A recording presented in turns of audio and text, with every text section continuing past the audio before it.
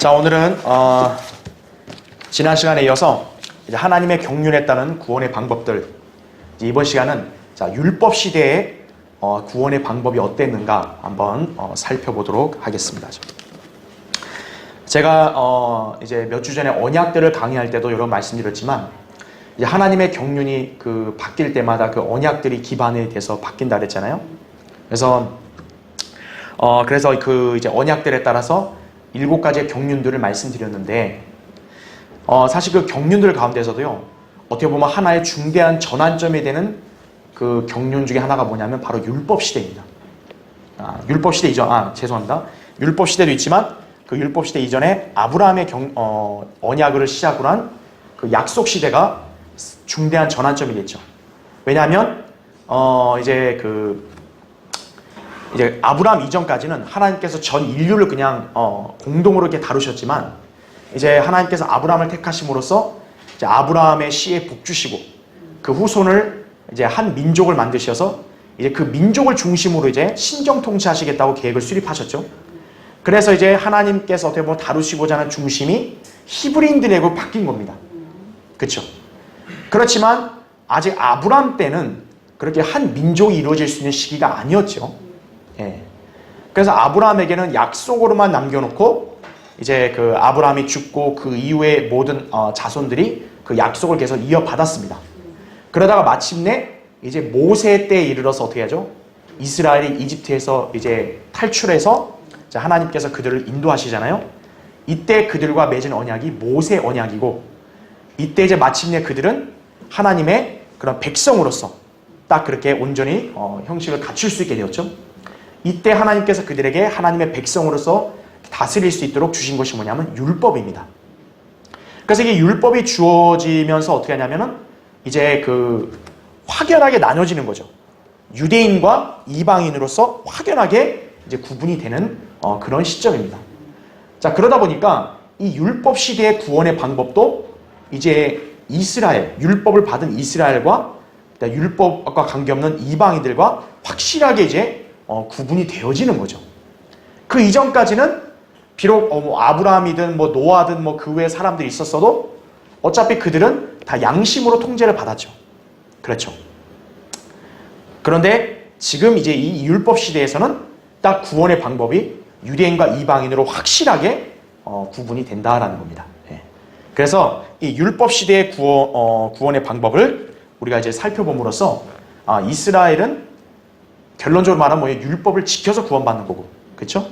이스라엘이 아닌 이방인들은 어떨까요? 그 율법 시대에 살던 이방인들은 여전히 양심으로 그들은 통제를 받고 또 이렇게 판단을 받는다라고 여러분이 알고 계시면 되겠습니다.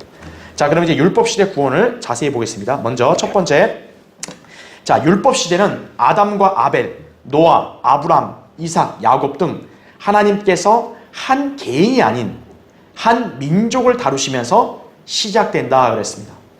자, 율법은 언제 주어진 거죠? 마침내 이스라엘이 한 민족을 이제 형성해서 그 민족을 이제 하나님께서 출애굽시키시고 난 다음에 율법을 주신 거 아니에요. 그래서 하나님께서 그 민족을 어떻게 해요? 거룩한 민족이요, 독특한 보물로 딱 제사장들의 왕국으로 택하신 거죠.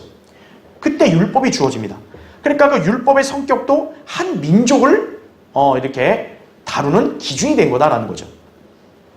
그래서 이때 하나님의 경륜에 따른 구원의 방법에 변화가 생기는데 그랬죠. 이전처럼 단순히 양심에 따른 행위가 아니라 그 민족에게 주신 법령인 율법을 기반으로 구원이 결정된다라는 거죠. 그 이전에는 양심에 따라서 선하게 반응하고 하나님 보시기에 옳게 행하면 구원받은 건데, 이제는 그런 개괄적인 어떤 양심의 어떤 그 개괄적인 행동이 아니라 율법의 모든 사항들, 그런 것들을 세세하게 행함으로써 구원받을 수 있게 됐다는 거죠. 자, 보겠습니다. 그 밑에 보시면 첫 번째, 하나님께서 이스라엘에게 주신 모세의 언약은 규례들, 명령들, 법규들, 율법들 등으로 불리는 규칙들과 규정들, 그리고 조건적인 약속들과 경고들이 포괄적이고 방대하게 연결되어 있는 법이었다라는 거죠. 우리가 예전에 모세 언약을 배웠다시피 모세 언약의 핵심은 율법이었다고 했지만, 우리는 흔히 율법을 그냥 기본적으로 10계명을 주로 많이 알잖아요. 하지만 율법의 범주는 10계명을 더 넘어서 더 포괄적이다라는 거죠. 그래서 그 율법 안에는 제가 저번에도 말씀드렸다시피 어떤 의식적인 법들, 즉 제사 의식에 관한 법들도 있고 또 그런 사회적인 법들도 있다고 이렇게 말씀을 드렸죠. 또 이스라엘 민족이기 때문에 행해야 될 그런 어떤 생활 그런 그 양식들도 율법에 들어가 있단 말이에요. 예를 들어 뭐 음식에 관한 규례들, 그렇죠? 뭐 그런 것들은 다 유대인들에게만 해당되잖아요, 그렇죠? 네. 자, 그러니까 그 모세 언약에는 이러한 포괄적이고 방대하게 연결되는 법이 이렇게 주어졌다라는 거죠. 자, 이것은 신정 통치 왕국인 이스라엘의 통치 기틀이 되는 법령이었지만 동시에 이스라엘 민족 개개인이 하나님 앞에서 행해야 할 율례들이었다라는 거죠. 어느 국가든 국가가 수립되면 반드시 그 국가를 통치할 법령이 있어야겠죠. 그렇죠? 그러니까 이스라엘이라는 국가는 율법을 주신 거예요. 그래서 그 율법은 그 이스라엘이라는 국가를 통치하는 기틀이 되는 거죠. 하지만 동시에 뭐냐면 이스라엘 그 국가 안에 있는 그 사람들 개개인이 어때야 돼요? 그 법을 지켜야죠. 대한민국 사회에도 헌법이 있지만 헌법은 어떤 뭐 국가의 통치자만 지키는 게 아니라 국민들 다 지켜야 될 거 아니에요. 그런 같은 원리다 이거죠. 그래서 법이라고 하면 뭡니까? 법은 아는 게 중요한 게 아니라 법은 지키는 게 중요한 거죠. 그래서 이들에게 요구되는 것은 그 율례들을 지키는 행위였다라는 겁니다. 네. 그래서 율법 시대의 구원도 역시 중요한 건 뭐예요? 행위라는 거죠. 네. 그런데 보세요. 두 번째, 따라서 율법 시대에는 이전의 그 어느 시대보다도 행위가 강조되었다라는 겁니다. 이렇게 그 이전에 양심에 따라서 행하는 것도 역시 행위잖아요. 그런데 그 행위와는 비교 안 될 정도로 율법의 행위는 굉장히 엄격해요. 왜일까요? 율법은 단순히 한두 개만 지키는 게 아니거든요. 그 율법이란 법이 얼마나 포괄적이에요. 얼마나 방대해요. 그것들을 다 지켜야 하다 보니까 분명히 행위가 엄청나게 엄격하고도 또 강조가 됐다라는 거죠. 자, 모세 언약의 핵심은 분명히 10계명이었죠. 출애굽기 20장에 나온 대로. 그것뿐만 아니라 율법 아래에서는 복과 저주가 어떻게 행하는지에 이렇게 달려 있었다라는 거죠. 신명기 30장에 보면 하나님의 음성에 경청하고 그 말씀대로 행하면 복 받는다 그랬어요. 그 사람 산다. 근데 만약에 하나님의 명령에 불순종하면 어떻게 돼요? 저주받는다 이거죠. 그러니까 그 사이에 중립이 없어요. 이 모세 언약하의 이스라엘 백성은 어떻게 보면 전 세계 어떤 다른 민족보다도 분명히 복받은 건 맞죠. 하나님께 택함을 받았으니까. 하지만 그에 따른 책임은 굉장히 엄중했다는 거죠. 그들이 지켜야 될 율법이 굉장히 엄격했던 거예요. 그러니까 행위가 중요했다는 거죠. 그래서 그 율법뿐만 아니라 하나님의 음성에 경청하고 행해야만 복받는 거고 그렇게 안 하면 저주받는 거예요. 그러니까 완전히 딱 갈라지는 거죠. 그래서 어떻게 행하느냐 이것이 그들의 구원과 멸망이 달려있는 거예요. 그래서 이 시대에는요 믿음이란 단어는 좀처럼 찾아보기가 어렵습니다. 이제 구약에서는요, 또는 신약은 믿음이라는 단어가 굉장히 우리에게 아주 소중하잖아요. 하지만 구약에는요, 믿음이라는 단어가 딱 2번밖에 안 나와요. 신명기 32장 20절하고 하박국 2장 4절. 딱 구약에서는 믿음이라는 단어는 2개밖에 안 나와요. 하지만 그 믿음도 신약적인 믿음이 아니에요. 예. 신명기 32장에서는 오히려 믿음이 어떻게 쓰였냐면 그들이 믿음 없다는 말로 쓰여요. 그것도. 그래서 왜냐하면 이 율법 시대 같은 경우는 행위의 구원이 있어야 되기 때문에 그래서 믿음이 그것은 크게 강조가 되지 않는다는 거죠. 예. 자, 그래서 그 밑에 세 번째 보세요. 율법 시대에는 기본적으로 율법의 준수가 요구되었다라는 거죠. 예. 아까 제가 말씀드린 그대로요. 율법을 내가 많이 압니다. 중요하지 않아요. 율법을 행했냐 이거예요. 행하면 살고 안 행하면 죽는다 이거죠. 레위기 18장 5절에 그대로 이렇게 율법을 행해야 산다 말씀드리고요. 또 계명들을 행할 때 그것이 의가 되었다라고 말합니다. 자, 이거는 분명히 다르죠. 신약 성도는 어때요? 예수 그리스도를 믿음으로써 하나님의 의를 받은 거잖아요. 우리는 믿음으로. 하지만 이 구약 율법 시대의 성도들은 뭐예요? 계명들을 지키는 행위로 자기들이 의가 되었다라고 말하는 겁니다. 그래서 구약에서의 의는 자기 의라는 말이 나오는 거예요. 그래서 신약에서는 자기 의로 구원받는다는 말이 없어요. 신약은 오직 뭡니까? 하나님의 의로 구원받아야 돼요. 하나님의 의는 예수 그리스도예요. 고린도서 5장 20절에 나온 대로. 그래서 예수 그리스도를 영접한 사람은 의롭게 되는 거고, 구약 시대는 그게 아니니까 뭐예요? 율법을 지킴으로써 자기 의를 나타내야 돼요. 그래야 의를 인정받는 것이죠. 이로써 우리는 율법 시대에서 믿음과 행위로 말미암는 구원을 보게 된다라는 것을 우리는 여기서 알게 되는 것입니다. 자, 그래서 두 번째 보시면요. 그래서 율법 시대에는 무엇보다도 믿음과 행위의 구원이 굉장히 중요하게 여기서 여겨지는 것이. 자, 그런데 두 번째 보세요. 하지만 율법 시대의 구원의 핵심은 여타의 그런 법적인 규례들이라기보다는 제사에 관한 법이었다라고 했습니다. 자, 왜 그러냐면요. 여러분, 율법을요, 완벽하게 지킬 수 있는 인간이 있어요, 없어요? 이 세상에 그 누구도 한 사람도 율법을 완벽하게 지킬 사람 없어요. 예. 그러니까 엄밀히 말하면 율법을 완전히 지켜서 구원받을 수 있는 사람은 없는 거예요. 근데 하나님께서는 어떻게 율법을 이스라엘 백성에게 주고 니들이 이걸 행하면 산다는 말씀을 하실까 이거예요.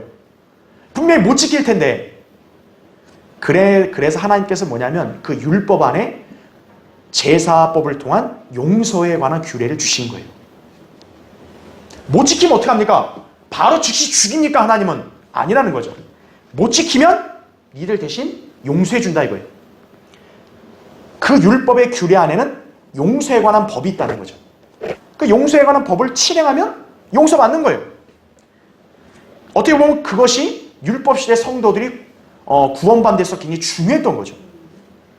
자, 보세요. 거기 계속 사실 율법은 이들이 지키기에 매우 어려운 것이기에 어느 누구도 율법에 의하면 의롭다고 인정받을 수 없었다 그죠.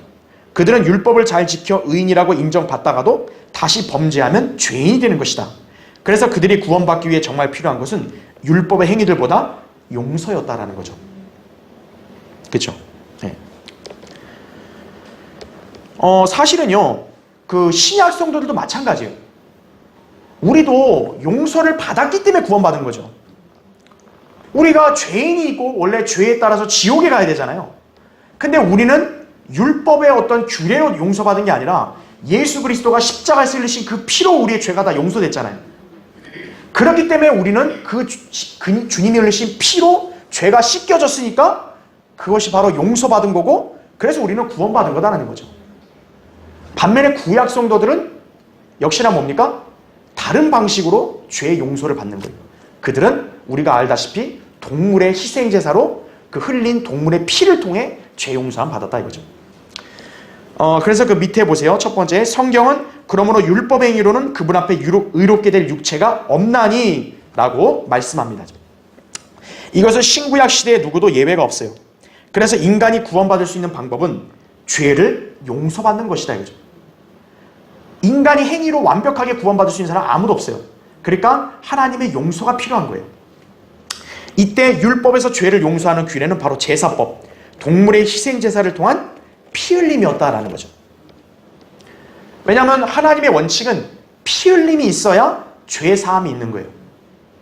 그래서 율법 시대에는 바로 동물, 점 없고 흠 없는 그런 순결한 동물의 희생을 통해서 흘려진 피로 죄 용서를 받았다 이거죠. 그러니까 율법 시대의 성도가 만약에 죄를 지었다 이거예요. 그럼 그 사람은 그 즉시 지금 불결해진 거죠. 그랬을 때 동물의 피를 통해 죄 용서함을 받으면 그 사람은 다시 깨끗해지는 것이에요. 예. 그래서 밑에 보세요. 두 번째, 물론 신약 성경에서는 동물의 피가 불완전하여 완전한 구속을 이룰 수 없다고 말씀한다 하죠. 그러나 구약 시대에는 비록 제한적이었지만 율법에 따른 동물의 피도 효력이 있었다라는 거죠. 구약 성도들은 반드시 동물의 피를 흘려야만 용서를 받았고 죄를 지을 때마다 그 피가 뿌려져야 했다라는 거죠. 제가 지난주에도 말씀드렸지만 소위 그 많은 개신교회들에서는 구약 성도들과 신약 성도들이 똑같이 믿음으로 구원받았다고 그렇게 가르치거든요. 그것도 뭐예요? 예수님을 바라보고 구원받았다 그러는 거거든요. 그러니까 그들의 그런 관점은 뭐냐면 구약 성도와 신약 성도의 구원 방법이 똑같아야 되기 때문에 구약 성도들이 동물의 희생 제사로 그 흘린 피 있잖아요. 그 피는 효력이 없다고 가르치는 거예요. 왜냐하면 신약 성경에서 분명히 그러잖아요. 동물의 피로는 완전한 구속을 이룰 수 없기 때문에 구약 성도들이 당시 율법에 따라서 동물의 피를 흘렸어도 구원받은 게 아니다 이거예요. 그렇게 가르치는 거예요. 그러니까 뭐냐면 그 동물들이 다 뭘 가르쳐요? 예수님을 가르친다 이거죠. 그러니까 엉터리지 엉터리. 그렇죠? 그럼 굳이 하나님이 뭐하러 그렇게 세세하게 어떨 때는 동물 뭐 수소 또 수송아지 아니면은 그 뭐 어린 양, 암양, 뭐 무슨 염소 뭐 이런 거 일일이 다 얘기해요. 그냥 얘들아 이런 거 다 형식에 불과하고 장차 내가 보낼 아들을 믿으라 이러면 될 거 아니에요. 왜 하나님이 구태여 그런 일을 하시냐고요. 그 당시에는 동물의 피를 흘리면 그 당시에 살던 구약 성도들에게는 죄 용서함이 되는 거예요. 그런데 그것이 신약으로 와서 예수님이 십자가에서 피 흘려 죽으신 다음부터 어떻게 된 거예요? 더 이상 그것이 이제 유효하지 않다는 거죠. 왜? 바뀌었으니까 이제. 그것을 구분 못하는 거예요, 그 사람들은. 자, 구약 성도들은 동물의 피로 분명 죄사함을 받았습니다. 단지 뭐예요? 신약 성경에서 말씀하신 대로 그 피는 완벽하지 않기 때문에 만약에 동물을 죽여서 피를 흘려서 죄 용서 받았는데 또 그 사람이 살다 죄졌어요. 그럼 어때야 돼요? 또 동물의 희생제사로 또 피의 속죄를 바쳐야 된다 이거죠. 그러니까 그들은 계속 제사를 지내야 돼요. 죄 지을 때마다. 자, 근데 보세요. 세 번째. 반면에 신약 시대에 하나님의 어린 양이신 예수 그리스도께서 흘리신 피로 단번에 영원한 구속이 완성되었다라고 말씀드렸죠. 왜 예수님을 하나님의 어린 양이라고 그러겠어요? 구약 시대 어린 양도 분명히 구속을 했지만 그들의 구속은 완벽하지가 않았죠. 그 구약 시대에 그 민족과 그 가정과 개인의 그런 죄들을 사해주는 어린 양, 그 어린 양은 바로 예수 그리스도의 그림자였다는 거죠. 예. 그렇지만 그 구약 시대에 살던 사람들도 그 어린 양의 피로 분명 죄 사함을 받았죠. 하지만 그건 언제까지예요? 예수님이 나타나셔서 십자가에 피 흘려 죽기 전까지예요. 그분이 피 흘려 죽으신 다음부터는 이제는 그런 동물의 그런 희생제사는 필요 없다는 거죠. 왜 그럴까요? 실체가 나타났으니까. 여러분 실체가 나타나면 그림자는 더 이상 필요 있어요? 없어요? 없죠. 모델하우스가 아무리 있어봐야 뭐예요? 실체 아파트가 지어졌으면 모델하우스 더 이상 있을 필요 있어요? 없어요? 없죠. 똑같은 것이. 자, 계속 보면 구약 성도들은 동물의 피로 용서를 받아 구원을 받되 그 구원이 신약 시대 우리처럼 온전하지는 못했던 것이다. 그 차이였던 것뿐이에요. 아무튼 구약 성도들은 동물의 피로 용서를 받음으로써 구원받을 수 있었던 것이다 라는 거죠. 자, 그러니까 우리가 중요한 원칙이 뭐냐면 바로 구약 성도들과 신약 성도들의 차이점을 잘 알아야 된다는 거죠. 구약 성도들은 율법을 분명히 접해서 듣든지 배우든지 알고 그걸 믿어야죠. 그리고 그걸 행해야죠. 행함으로써 이제 자기 의가 인정받는 거고, 만약에 그 율법에서 벗어나면 뭐예요? 바로 불의한 자가 돼서 그 죄인이 돼서 심판받는 건데 그때마다 동물의 피로 죄사함을 받는 것이다. 반면에 신약 성도는 어때요? 율법을 지킬 이유가 없어요. 우리는 예수 그리스도께서 이미 다 행하셨기 때문에 그분을 믿으면 즉시 하나님의 의를 받게 되고 또 그분이 흘리신 피로 우리는 단번에 구속, 영원한 구속이 됐기 때문에 죄의 용서함이 영원까지도 효력이 있는 거예요. 그게 구약 성도와 신약 성도의 차이다라는 것이죠. 그걸 우리가 잘 기억을 해야 됩니다. 자, 그러니까 율법 시대에 구원받은 사람들하고 지금 이 교회 시대에 구원받은 사람은 결코 같을 수가 없는 거예요. 그걸 같다고 가르치는 게 바로 거짓말하는 자들이에요. 전부 다. 거짓교를 가르치는 자들이고 그 사람들은 지옥의 심판을 받는 거예요.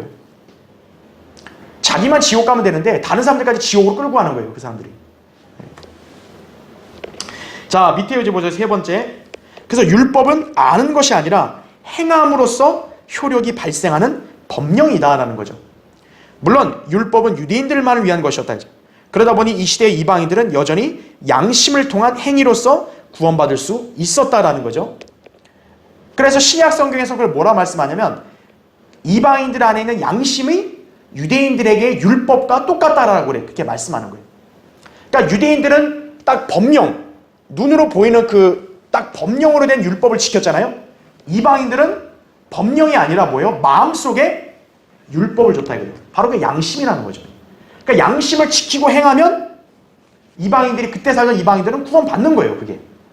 비록 그들이 하나님에 대한 지식은 몰랐어도요. 그런 율법을 그 양심대로 지키고 행하면 하나님께서 그 사람들을 구원해 주셨다는 거죠. 자, 다시 말해서 율법 시대에는 믿음과 행위가 있어야 구원받을 수 있었던 것이다 라는 거죠. 자, 우리는 이 점을 율법 시대의 몇몇 성도들의 예들을 통해 알 수 있습니다 라는 거죠. 그래서 우리가 율법 시대의 모든 사람을 다 살펴볼 그런 시간도 없고 또 그럴 필요까지는 없고요. 몇몇 사람들을 우리가 대표적으로 살펴봄으로써 자, 율법 시대의 성도들은 어떻게 의롭게 됐는가 한번 보려고 합니다. 이거를 보면 결코 교회 시대 성도들과 같지 않다는 걸 여러분이 감지할 거예요. 자, 첫 번째 보세요. 누구의 의롭게 됩니까? 라합입니다.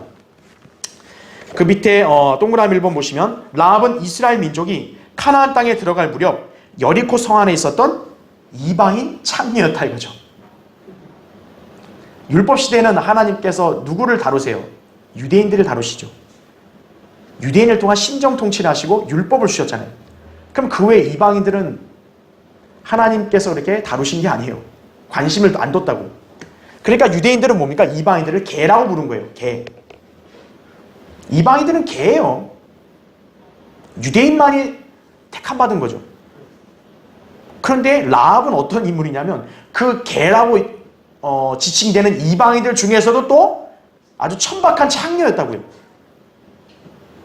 그 얼마나 참 그거 여러분 생각하실 때 이런 인물이 구원받는 게 말이 되나? 인간의 관점은 그럴 수 있잖아요. 그런데 오히려 이런 여인이 소위 자기가 도덕적이고 의롭다고 깨끗하고 한 사람들보다 훨씬 나은 거예요. 보세요. 이스라엘이 여리코를 친 것은 단순한 정복전쟁이 아니라 하나님의 심판임을 주목해야 합니다. 이스라엘이 여리코를 점령한 게 단순히 그냥 자기들의 어떤 야욕 이게 아니에요. 하나님께서 그들을 통해서 이 여리코를 심판하시는 거예요. 왜냐하면 당시 카나안 땅에 있던 그 사람 민족들이 너무나 사악했기 때문이에요. 그래서 하나님께서 아브라함에 그랬잖아요. 아모린들의 죄악이 아직 다 차지 않았기 때문에 지금 당장 아브라함과 너네 자손들을 그 땅으로 데려가지 않는다는 거예요. 그럼 언제 아브라함의 후손들이 그 땅을 들어가냐? 이제 그 땅에 살고 있는 그 민족들 있잖아요. 그 아모린들의 죄악이 너무나 극심하면, 그래서 하나님이 도저히 심판하실 수밖에 없는 때가 되면 그때 그들을 심판해서 내쫓고 너희들의 그 땅을 주시겠다라는 거예요. 그때가 된 거예요. 그래서 이제 지금 여리코는 단순하게 이스라엘 백성이 그냥 침략해서 전쟁하는 게 아니라 하나님이 지금 심판하시는 거예요. 자, 이때 그 여리코 성 안에 누가 살고 있는 거예요? 라합이 살고 있는 거예요. 그러니까 라합은 그 여리코 성 안에 계속 자기가 그대로 그냥 살고 있으면 어때요? 하나님의 심판으로 자기도 멸망당하는 거예요. 그런데 그 라합이 어떻게 합니까? 이스라엘의 하나님에 대한 지식이 있었어요. 당시에 정탐꾼 2명을 보낼 때 라합이 자기 집에 이 정탐꾼을 숨깁니다. 오죽하면 그 왕이 사람들을 보내서 거기를 수색을 했겠어요. 그 라합이 다 숨겨줬죠. 그러면서 그 사람들이 다 떠나고 나서 라합이 그 두 사람을 불러서 얘기를 합니다. 자기는 너희들의 하나님에 대해서 다 들었다 이거예요. 그러니까 이 사람은 뭡니까? 양심이 바르니까 하나님에 대한 그런 역사를 들으면서 어때요? 즉각 찔림을 받은 거죠. 만약 양심이 더럽혀진 사람은 뭐예요? 하나님이 뭐 어떻게 했다 뭐 했다 그 전혀 관심이 없죠. 근데 이 여인은 그걸 아니까 뭐예요? 두려워하고 그렇게 해서 뭐예요? 하나님의 백성인 그 사람들을 어때요? 오히려 숨겨주고 자기가 자기 동족을 배반한 거예요. 라합은. 라합이 만약 애국심을 발휘해서 자기 동족을 위한다면 어때야 돼요? 그 정탐꾼들을 넘겨버려야죠. 바로 여기 우리나라를 침략하려고 들어온 소위 스파이가 있다 이거요. 넘겨버려야죠. 하지만 라합은 오히려 그 사람들을 숨겨주고 자기 동족을 등졌다는 거죠. 그래서 어떻게 합니까? 하나님께서는 라합과 그의 가족들을 구원을 보장해 주시죠. 그래서 이 집안에 주홍색 실을 달아놔라 이거죠. 그러면 너희 집은 안전하다 이거죠. 그렇죠? 예. 자, 결국 두 번째 보세요. 2번. 성경은 라합의 의롭게 됨에 대해서 무엇이라고 말씀하십니까? 신약 성경 야고보서 2장 25, 26절에 이렇게 나와요. 이와 같이 창녀 라합도 정탐꾼들을 영접하고 다른 길로 그들을 보냈을 때 행함으로써 의롭게 되지 아니하였냐? 영이 없는 몸이 죽은 것 같이 행함이 없는 믿음도 죽은 것이니라 이렇게 말씀합니다. 즉 라합의 구원에 대해서 뭐라고 말씀합니까? 행함이 있는 믿음이라 그러죠. 즉 라합은 믿음과 그 다음에 선행이죠. 소위 그런 선한 행위로 그 사람은 구원을 받은 것이. 이게 신약 성도랑 같나요? 다르잖아요. 그렇죠? 두 번째, 피느하스의 의롭게 됨입니다. 자, 피느하스는 누구냐면 대제사장 아론 있죠. 모세 형인 아론의 손자예요. 즉 아론의 아들인 엘라살의 또 아들입니다. 자, 이 피느하스가 어떻게 의롭게 되냐면 믿음만이 아니라 열성적인 행함으로 의롭게 됩니다. 그 다음 페이지 보시면요. 그것은 바로 이방 여인을 이스라엘 진영으로 데려와서 간음했던 남자를 처벌한 행동이었습니다. 민수기 25장을 보면 알겠지만 발람이 이제 모압왕 발락의 그런 조건을 안 들어줄 수가 없으니까 결국 고안해낸 게 뭐냐면 간음을 시켜라 이거죠. 이방 여인과 혼인시켜라 이거예요. 그래서 모압의 딸들이 이스라엘의 남자들과 이렇게 음행을 저지르는 거죠. 그렇게 하면서 어떻게 합니까? 그 이스라엘 진영 안으로 소위 하나님 보시기에 불결한 그런 이방 여인들이 들어오고 그 여인들이 자기들만 들어왔냐? 아니죠. 자기들이 믿고 섬기는 신들까지 데리고 들어오는 거예요. 그래서 믿는 사람들이 믿지 않는 사람과 결혼을 하면 왜 문제가 되냐? 바로 믿지 않는 사람들의 그런 신앙, 종교까지도 그 믿는 사람에게 영향을 미치기 때문이에요. 가지고 들어오는 거예요. 그러니까 이들은 실제적으로 음행의 죄를 저지를 뿐만 아니라 결국 그 이교도들의 그런 종교, 제가 이교도들의 종교 지난주에 말씀드렸잖아요. 음란하다 그랬잖아요. 그런 것까지 하는 거예요. 그러니까 얼마나 하나님이 진노하셨겠어요. 근데 이때 피느하스라는 인물이 그 딱 진영을 보니까 어떤 이스라엘 남자가 모압 여자를 데리고 진영으로 들어가서 음행하려 그래요. 그래서 피느하스가 그때 들어가가지고 창을 갖고 와가지고요. 그 두 사람을 배를 아주 꿰뚫어서 죽입니다. 죄악에 대해서 아주 단호하게 싸우는 거죠. 그러니까 하나님께서는 그런 행동, 어떻게 보면 피느하스가 사람 죽인 거 아니에요. 근데 하나님이 너 살인했다 이게 아니라 뭐예요? 그걸 의롭다고 인정해 주십니다. 그래서 하나님께서는 그와 그의 씨에게 영원한 제사장 직분의 언약을 약속하신 거예요. 자, 그 밑에 보세요. 2번. 피느하스의 이런 행위는 하나님을 향한 열성에서 비롯된 것으로 그것이 그에게 의로 여겨졌다라는 거죠. 그래서 시편 106편 30절 31절에 보면 그때 피느하스가 일어나 처벌하자 그 재앙이 그쳤으며 이거예요. 그러니까 모압 여인들과 결국 결혼해서 이렇게 음행을 저지르니까 하나님이 그 이스라엘 진영에다가 재앙을 일으킨 거예요. 그러니까 이스라엘 백성들이 얼마나 고통스럽겠어요. 근데 피느하스 한 사람의 의로운 행동으로 그 재앙이 단번에 그친 거예요. 그 민족을 살린 거죠. 그 일이 모든 세대에 걸쳐 영원 무궁토록 그에게 뭐로 여겨져요? 의로 여겨졌다 이거죠. 그러니까 이 피느하스는 무슨 믿음으로 말미암아 의롭게 된 거예요? 아니죠. 자기가 하나님을 믿는 그 믿음과 또 그에 대한 열성에 따른 행위가 같이 있었기 때문에 어떻게 된 거예요? 의롭게 된 것이죠. 구원받은 것이죠. 그렇죠. 이 구약 성도들의 믿음이었다. 구원 방법이었다 이거죠. 자, 세 번째 보시면 요압의 범죄와 죽음입니다. 자, 요압은 누구냐면 여러분 알죠? 다윗 왕 밑에 있던 군대 대장이에요. 그러니까 얼마나 파워가 막강했겠어요. 자, 이 사람은 어떤 경우에는 참 용감하게 잘 싸우고 다윗에게 충성한 면도 있지만 사실은 이 요압은 이렇게 하나님 말씀을 어긴 죄를 진 거예요. 그게 뭐냐면 전쟁 때가 아니라 지금 평시거든요. 근데 당시에 그 다윗이 이제 처음에는 이제 그 유다 그 지방에서 먼저 헤브론에서 먼저 다스렸거든요. 왜냐하면 이스라엘 그 땅에서 이제 북쪽 지역은 아직까지 사울을 따르는 사람들이 있었기 때문에 그 사울의 아들을 세워서 그 다윗에게 반기를 들어가지고 그때 전쟁을 치르고 있었을 때입니다. 그러니까 이제 다윗이 처음부터 이스라엘 전체를 다스린 게 아니라 처음에 헤브론 다스리면서 차차 정복해 나간 거예요. 그때 북쪽에 있던 사울의 그 아들 밑에서 일한 그 유능한 군대 대장이 누구냐면 아브넬이에요. 아브넬. 그러니까 이제 아브넬하고 이제 그 사울과 다윗이 전쟁을 할 때 당연히 아브넬하고 또 이 다윗의 군대들하고 전쟁했을 거 아니겠어요? 그때 이제 다윗이 이기고 사울이 패하니까 아브넬이 도망가겠죠. 도망가니까 그때 요압의 형제인 아사엘이라는 사람이 있었는데 이 사람이 발이 굉장히 빠르다고 묘사가 돼요. 그러니까 끝까지 쫓아가는 거예요. 그러니까 아브넬 입장에서 뭐예요? 빨리 난 퇴각해야 되는데 자꾸 적군이 오니까 오지 마라 오지 마라 하니까 자꾸 오는 거예요. 그래서 아브넬이 그때 솜씨가 좋았나 봐요. 창을 해가지고 그 아사엘을 찔러 죽입니다. 그러니까 요압이 그것 때문에 이제 분노가 난 거죠. 근데 이제 어떤 일이 발생하냐면 나중에 아브넬이 다윗에게 항복하러 옵니다. 그러니까 다윗 입장에서 뭐예요? 그 적군에 아주 위협이 될 만한 그런 군대 대장이 왔으니 그 사람이 항복하고 온 거예요. 그러니까 다윗은 선대해주고 잘 받아준 거예요. 그러니까 요압이 그걸 견뎌요? 못 견뎌요? 못 견디는 거예요. 왕은 받아줬는데 요압은 사사로운 원한이 사무치니까 어때요? 다윗이 그 아브넬을 돌려보낼 때 딱 요압이 몰래 불러가 와서 어떻게 하냐? 그를 찔러 죽입니다. 자, 이것이 왜 잘못됐냐? 나중에 또 따로 강의할 기회가 있을지 모르겠지만 여러분 그 예전에 제가 도피성업 한번 얘기 드린 적 있죠. 사람이 누군가를 죽였을 때 고의로 죽인 게 아니라 어쩔 수 없이 죽인 경우는 어땠어요? 하나님이 그렇다고 무조건 그 사람 다 벌하시면 너무하잖아요. 너무하시잖아요. 그러니까 하나님은 그 이스라엘 땅에 어떻게 해요? 도피 성읍들을 세워두세요.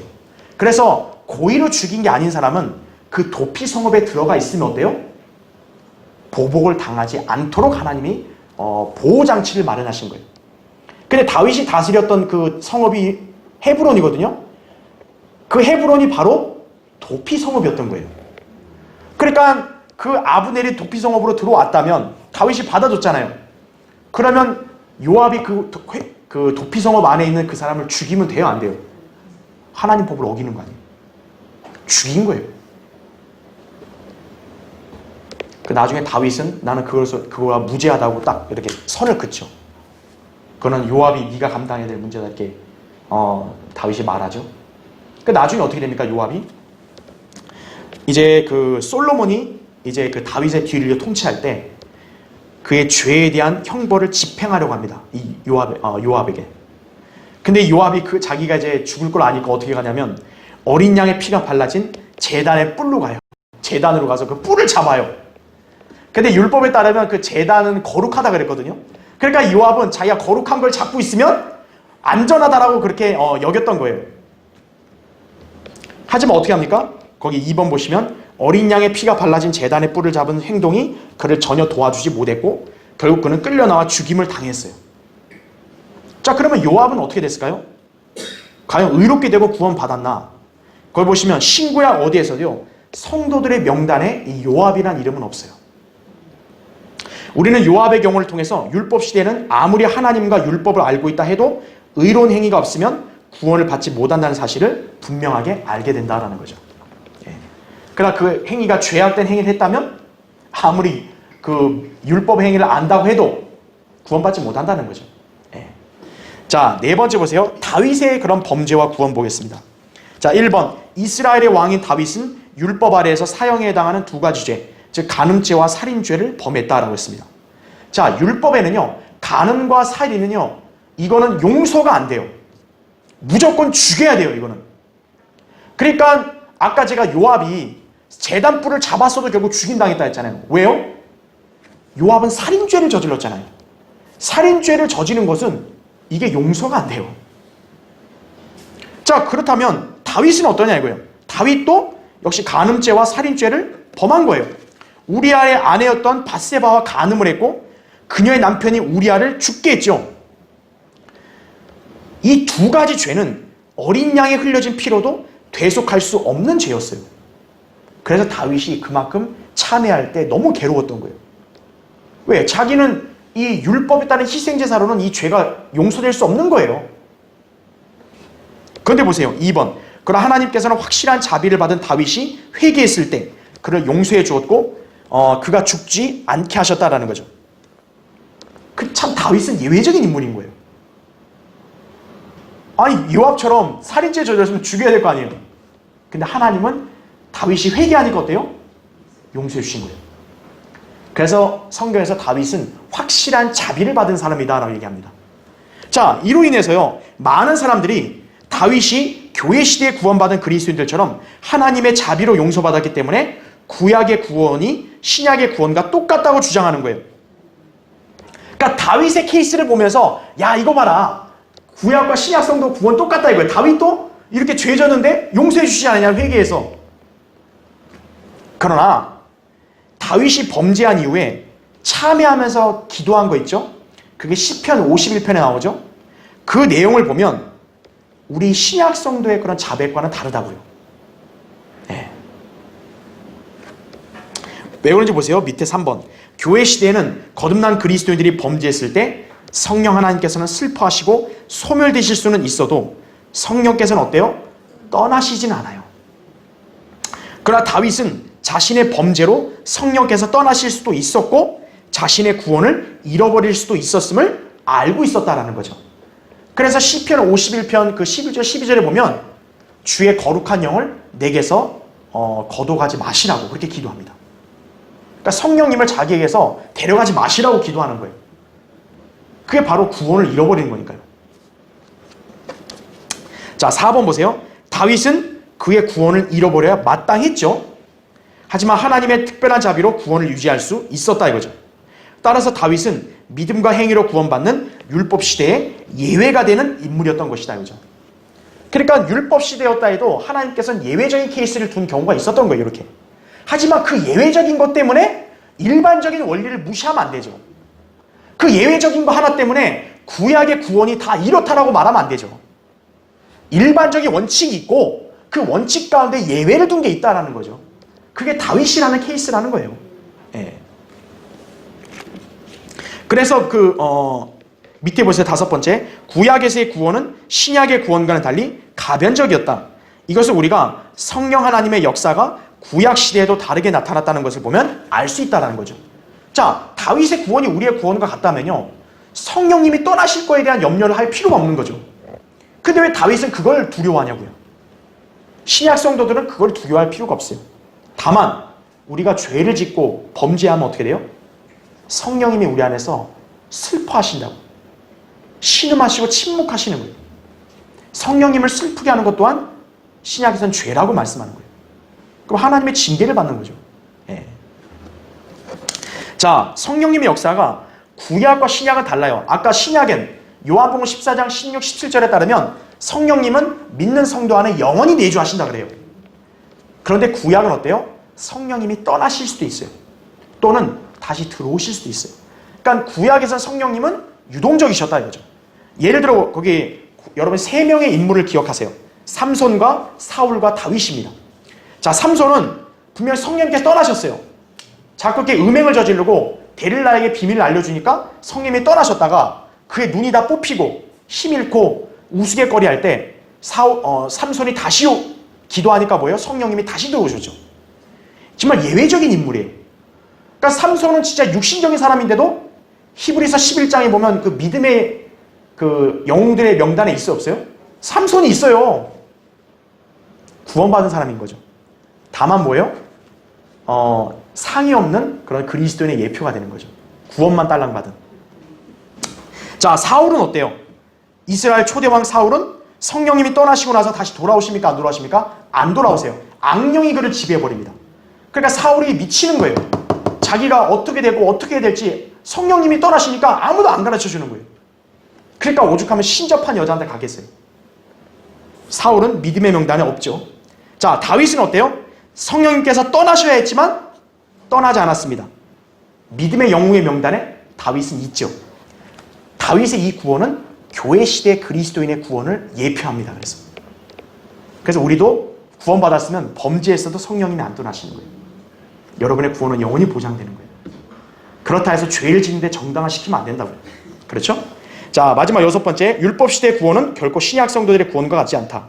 성령님의 역사하심이 다른 게 증거고 구약 성도의 위상과 신약 성도의 위상이 다른 게 증거다 이거죠. 신약 성도는 그리스도의 신부지만 구약 성도는 그렇지 않잖아요. 구약의 성도들은 결코 예수 그리스도를 바라보고 구원받지 않았다 이거죠. 그들은 믿음과 행위로 구원받은 것이, 반면에 이 시대 율법 시대 이방인들은 양심으로 구원받았다. 이것이 율법 시대 구원 방법이었음을 여러분 기억하시기 바랍니다. 네, 다음 시간에 또 이어서 하겠습니다.